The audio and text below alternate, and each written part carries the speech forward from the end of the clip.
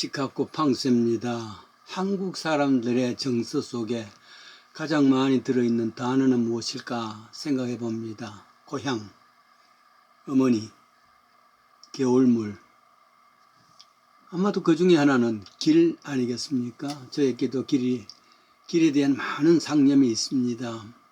어릴 적 자랄 때 우리 집 가까이에 경부선 철로가 지나갑니다. 그 철로가 사실은 동네 아이들이 놀이터기도 합니다. 혹은 철로 침묵을 밟으면서 하염없이 걸어본 길이 있었습니다. 이 철길의 끝이 무엇인가, 어디일까 생각했죠. 대학 1학년 때 여름 방학 때 거의 정말 걸식하면서 문전 걸식을 하면서 무전여행 한다고 걸었던 길이 있습니다. 40여 길간. 여름인데 플라타나스 가로서 길가를 갈 때 하염없던 길, 신장로지요. 이때 매미 소리 그리고 뻐꾸기 소리가 영영 내 인생에서 지울 수 없는 아름다운 소리가 됩니다. 산길을 오르막길을 갈 때가 있고 내리막길을 바닷길을 걸을 때도 있습니다. 박목월은 그래서 나그네라 그랬죠. 강나루 건너서 밀밭길을 구름에 달가듯 가는 나그네. 문둥이 시인이라는 우리 잘 아는 한나훈 씨는 황토길을 이야기합니다. 가도 붉은 황토길. 숨막히는 더위뿐 신을 벗으면은 지가다비를 벗으면은 발가락 또 하나가 없어졌다. 윤동주도 길을 이야기합니다. 길 잃어버렸다. 뭘 어디에서 잃었을지 몰라 두 손을 주머니에 더듬고 돌담을 끼고 돕니다. 톨스토이의 마지막 소설은 소설이 아니라 인생길에 대한 이야기입니다. 그 책 이름도 두툼한 책인데 인생길이라 그러죠. 그 삶의 길입니다.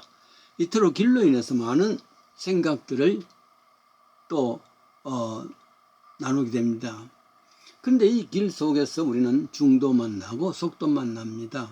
넘어져서 무릎을 피를 흘리기도 하고 때로는 그 길이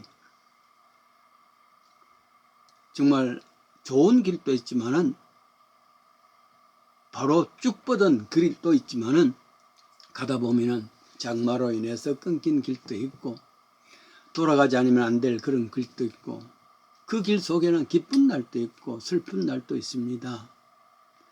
넘어질 때도 있지만 다시 일어나서 깡충깡충 뛰던 때도 있습니다.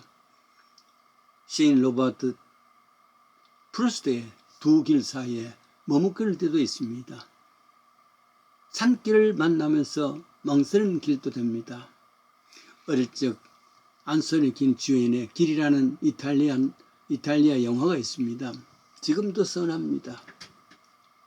그러고 보니 성경에도 길이 있습니다. 신약에는 좁은 길, 넓은 길이 있다 그랬습니다. 구약 성경 오늘 말씀 내용입니다만은 길로 인하여 마음 상했던 길, 이런 길도 있단 말이죠. 민수기 21장에 40년간 방황 끝에 다시 가데스바냐 가나안 입구까지 왔습니다. 정확히는 38년을 헤맸습니다. 일찍이 민수기 14장에 보면은 백성들이 밤새도록 통곡했고 울었습니다. 왜 그랬을까? 12정탐꾼들이 들어가서 가나안을 정탐하고 난 뒤에 보고회를 가집니다. 우리는 저들과 비교가 안 돼.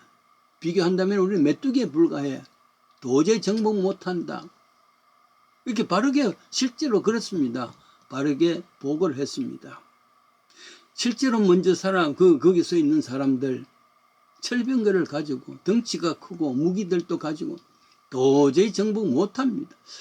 여러분 그래도 하나님께서 약속한 것이니까 믿음으로 가야 되는데 현실만 보았습니다. 이로 인해서 하나님께서는 징계를 주셨고 그로 인해서 38년간 헤매었습니다. 방황했단 말이죠. 그러다가 돌다가 결국은 다시금 가나안 입구에 옛날 통곡하던 장소에 왔단 말이죠. 이제는 바로 들어가면 됩니다. 근데 문제가 하나 있습니다. 반드시 지나가야 할 곳이 에돔 땅이라 그랬습니다. 에돔이 누구냐 하면은 야곱의 형 에서의 후손들입니다. 사실은 형제 지국입니다. 그러니까 말만 하면 지나갈 수 있으리라 생각했습니다. 지나가면서 어떤 해도 끼치지 않고 그냥 지나가면 갈 테니까 비를 좀 비켜달라 했더니만 에돔은 한마디로 허락할 수 없다. 이 사실을 아는 백성들 돌아가야 된단 말이죠. 그 길이 얼마나 험한데 그 길은 자갈밭이고 사막이고 더 어려운 길이란 말이죠. 물도 없는 것입니다. 백성들은 그것을 하고 난 뒤에 어찌하여 우리를 애굽에서 인도하여서 이 광야에서 죽게 하는고 이곳은 식물도 없고 물도 없는 곳이다.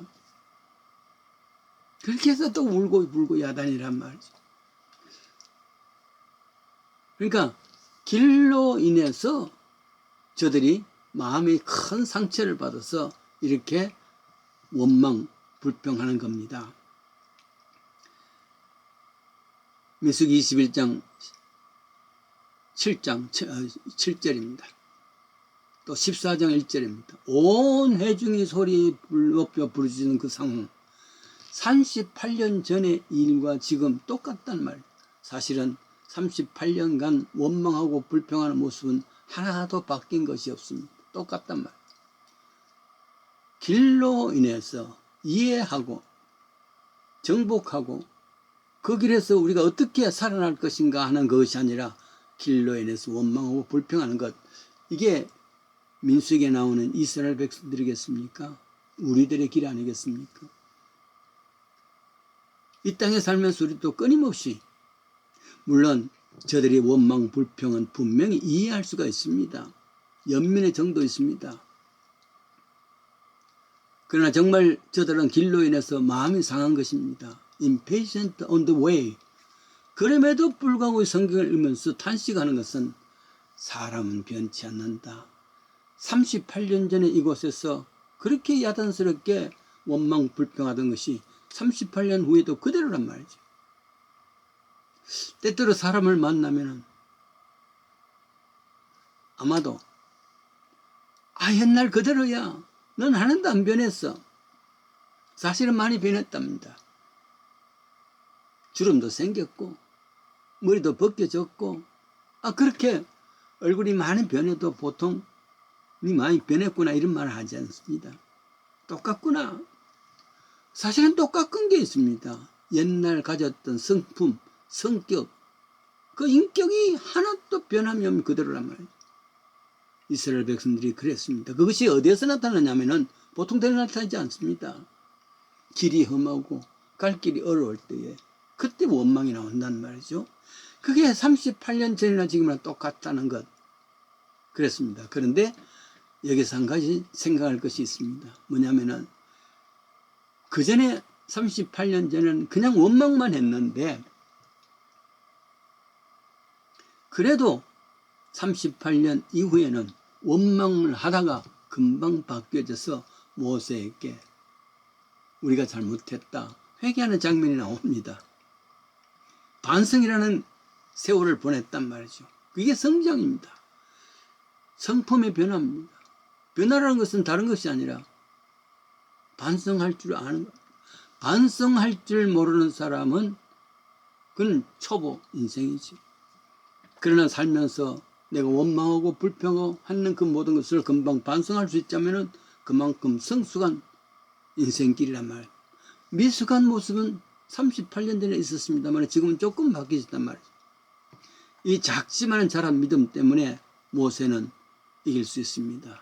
방법을 제시합니다. 길로 인해서 불평하는 사람들에게 불뱀을 만들어서 장대 높이 불뱀을 만들어서 달았습니다. 누구든지 불뱀에게 물려서 아프거든. 인생길은 나쁜 길입니다. 죽어가는 길입니다. 그럴 때는 저 장대 높이 달린 불뱀을 바라보아라. 그게 무슨 다른 조건이 없습니다. 누구든지 쉽게 할 수가 있습니다. 그냥 바라보기만 하면 됐습니까? 그러면은 그 아픔에서 구원받았단 말이죠. 어려운 것이 아닙니다. 그냥 그대로 순종하면 되는 겁니다. 그럴 수 있을까? 의심도 할 필요가 없습니다. 여러분, 이것이 복음 아니겠습니까? 길로 인해서 마음 상한 인생들 해결하기 위해서 저 노뱀을 만드는 것은 골고다 십자가 의미입니다. 그 골고다 십자가 예수님만 바라보아라. 그를 믿어라. 어려운 것이 아닙니다. 그냥 순종만 있으면 됩니다. 그럴 수 있을까? 질문할 필요도 없습니다. 약속입니다. 하나님께서 이 세상을 이처럼 사랑하사 독생자를 주셨으니 누구든지 저를 믿는 자는 멸망치 아니하고 영생을 얻으리라. 그게 어려운 것이 없습니다. 높이만 바라보아라. 그러면 해결되었으니까. 따라서 인생길을 가다가 넘어져서 길로 인해서 마음 상한 이들에게는 홀로 앉아서 탄식할 필요도 없고 누구 때문이든 원망할 필요도 없고 오직 이럴 때에 저 높이 달리신 골고다 십자가만을 바라볼 수 있다면 약속을 해 주었습니다. 해결해 주었단 말이에요. 그게 탄식만 하지 말고 예수님 품으로 돌아오시오. 인생길 험하고 마음 지쳐 살아갈 용기가 없는 자들에게 너 홀로 앉아서 탄식하지 말고 예수님 품으로 오시오. 찬양집이죠. 십자가의 보혈의 자비가 손길로 상처받은 너를 고치시리라. 약속을 믿습니다. 아멘.